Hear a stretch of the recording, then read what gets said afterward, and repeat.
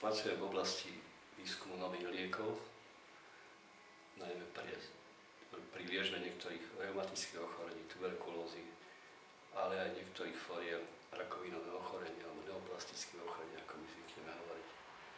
Táto práca je veľmi zaujímavá, práca ma veľmi pohltila, je to vlastne moje hobby.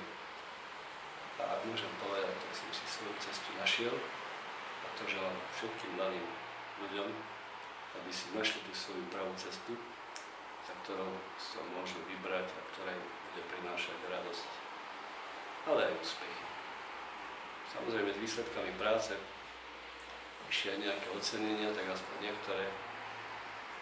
Bol som vedcom Slovenskej republiky 2002 a 2005 z Cambridge University som bol zapísaný do análu ako vedecká osobnosť sveta. Štátna cena minulý rok prezident republiky mi odovzdal štátnu cenu Ludovita Štúra druhej triedy. A aspoň ešte jednu, poslednú som dostal teraz pred pár týždňami zo Spojených štátov amerických zlatú medailu, ktorá mala byť venovaná v mojom mene niekomu, tak som ju venoval, tam je to aj napísané svojej krajine a svojmu ľudu. Myšlienku, že by som mohol kandidovať na prezidenta Slovenskej republiky, vlastne sa zrodila v hlavách našich zahraničných Slovákov, návšteve Spojených štátov a Kanady. O týchto otázkach sme veľa diskutovali. Samozrejme po návrate domov potom oslovím ma viaceré naše významné osobnosti. Samozrejme do úradu prezidenta, ak mi národ a občania dajú dôveru, chcem vniesť toleranciu, spoluprácu, samozrejme odbornosť a slušnosť. Priority je ich niekoľko, ja vymenujem aspoň niektoré tak v prvom rade, pretože ako krajina nie sme bohatí na suroviny, to je nám dobre známe. Máme síce vodu a máme drevo, ale aj s tým nevieme hospodáriť. Tam máme nejaké opatrenia, ktoré treba urobiť, do toho vložiť viac ľudskej práce, najmä hovorím o dreve a umu a vyvážať a nie surovinu ako takú. S vodou nehospodárime, treba povedať na rovinu, aj keď musíme si uvedomiť, že tretina svetovej populácie dennodenne nevie uhasiť svet, pretože nemá čím. Týmito otázkami sa treba skutočne veľmi seriózne zamýšľať. Čiže čo máme, aké iné bohatstvo? Tak môžeme mať jediné bohatstvo v ľuďoch. To znamená vzdelanie a veda. Ako vieme veľmi dobre, to je vlastne hybnou silou pokroku celého sveta. Je to Amerika, Japonsko, tak samozrejme aj Slovensko. Chcem iniciovať zásadné zmeny v školstve slovenskom školstve, pretože, ako vieme veľmi dobre, to hodnotenie, ktoré sa z času na čas objaví o svetových médiách, ale už aj u nás, nie je veľmi lichotivé.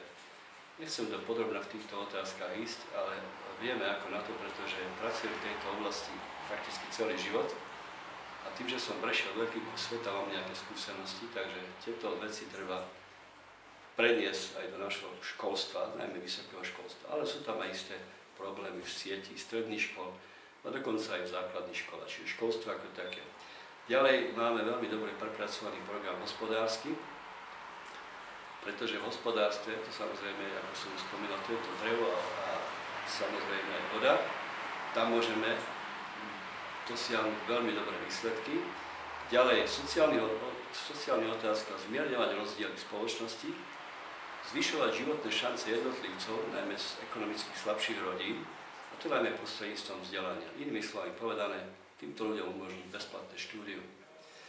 Samozrejme, nepodporil by som, to patrí tiež do sociálnej oblasti, zvyšovanie odchodu do dôchodkov, pretože priemer na Slovensku dĺžka života nie je veľmi lichotivá a nebolo by dobré, aby ľudia z práce odchádzali do horoby.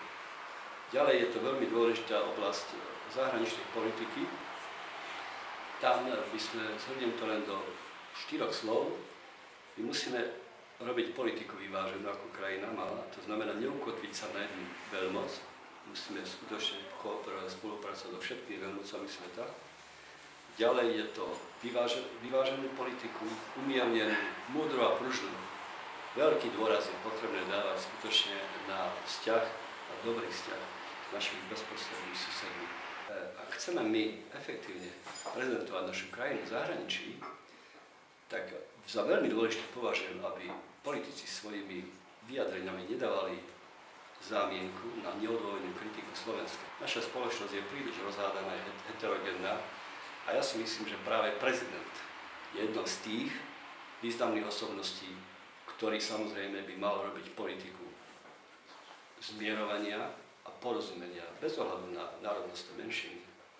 Čiže tu vidím významnú úlohu prezidenta Slovenskej republiky. A to môže robiť jeden prezident, ktorý sa hovorí, že niektorí, že budú nastranickí.